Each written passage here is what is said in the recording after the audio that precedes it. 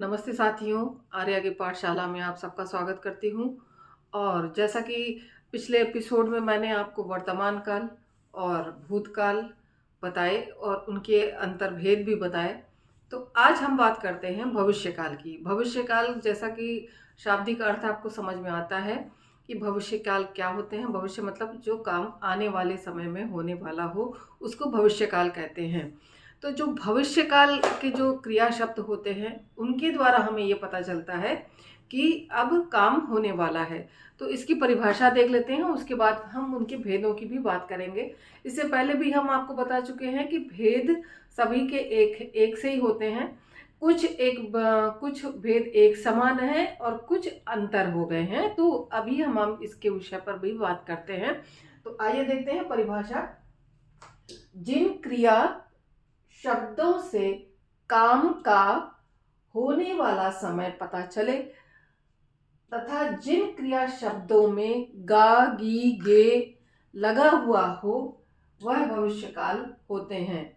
जैसा मैंने आपको अभी बताया कि भविष्यकाल क्या होते हैं, जिनसे कि काम के होने वाला समय पता लगे।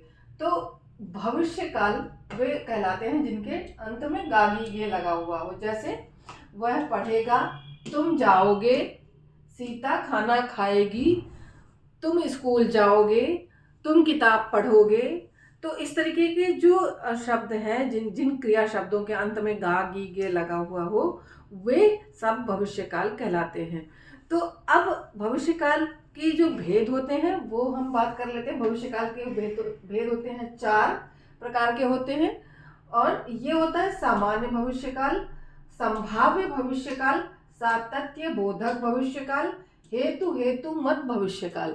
तो सामान्य भविष्यकाल, जैसे कि मैंने आपको वर्तमान में भी बताया था और भूत में भी बताया था कि सामान्य क्या होता है।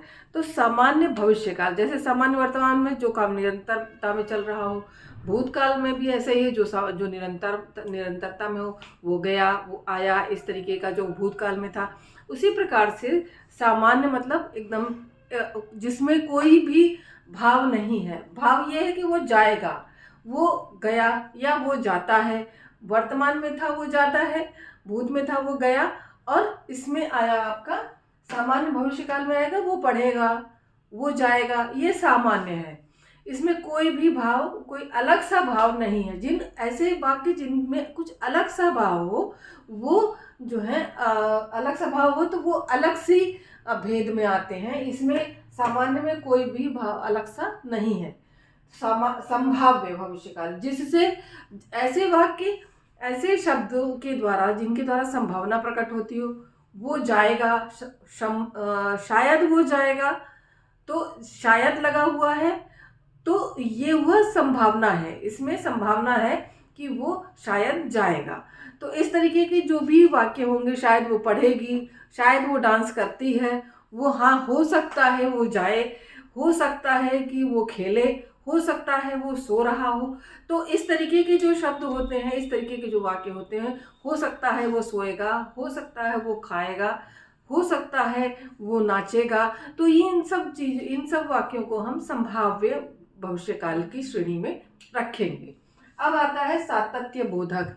सातत्य बोधक का अर्थ क्या हुआ, जिससे कि सत्यता पता चलती हो, हमें ये पता चलता हो कि काम आगे भी जारी रहेगा।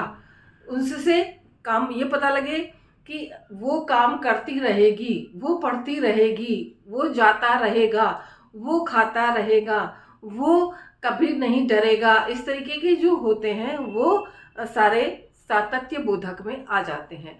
अब चौथा है इसका हेतु मद। हेतु मद, जैसा कि भूतकाल में भी था, इसके उसका चौथा भेद जो था हेतु मद, उसका अर्थ ये हुआ कि कोई उसका हेतु बन जाता है, कोई किसी का हेतु बनता है। यदि राधा आई तो कृष्ण जाएंगे, यदि कृष्ण आए तो राधा जाएंगी, यदि टीचर आई तो शिष्य पढ़ेगा, यदि अध्यापक आया तो बच्चा पढ़ेगा। तो इस तरीके के जो जिनमें हेतु होता है, कोई एक दूसरे के हेतु बन जाता है, वो हेतु मद जो है भेद में आ जाता है। तो ये जो है आपके भविष्यकाल के भेद हो गए। पहले आपका वर्तमान हो गया था, भूतकाल हो गया था, और ये आपका भविष्यकाल हो गया। इससे पहले आपको हमने प्रश्नवाचक वाक्य, नकारात्मक वाक्य, प्रश्नवाचक नकारात्मक वाक्य और वाक्यों के विषय में, वाक्य का जो है संरचना क्या होती है, वाक्य किस प्रकार से लिखे जाते हैं, वो सारी चीज़ें पिछले एपिसोड्स में मैं बता चुकी हूँ। आगे मैं लिंक भी इसके साथ में दे दूंगी। मैंने जो है क्रिया के बाद आपको काल क्यों पढ़ाए, इसके विषय में मैं आपको बता देना चाहती हूँ। काल इसलिए पढ़ाए क्योंकि क्रिया ही ऐसे शब्द होते हैं जिनमें काल के अनुसार परिवर्तन होते हैं, जिनमें कि काल के अनुसार हम क्रियाओं को बिठाते हैं, रखते हैं, तो जो है वाक्य पूरा होता है। जिनको कि शब्द जो भेद होते हैं, शब्द भेद कहलाते हैं, उनका मुख्य जो होता है क्रिया के बाद, क्रिया मुख्य जो है होती है, सभी चीज़ों में क्रिया मुख्य होती है। कोई भी काम का करना होना जो बताती है वो क्रिया होती है। तो क्रिया के साथ काल का जानना, काल के विषय में जानकारी होना बहुत ज़्यादा ज़रूरी थी। तो इसलिए क्रिया के बाद मैंने आपको जो है काल की पूरी जानकारी अभी दे दी है।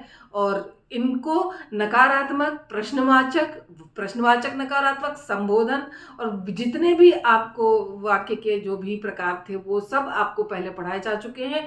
तो अब आपको ये अच्छी तरीके से पता चल जाएगा।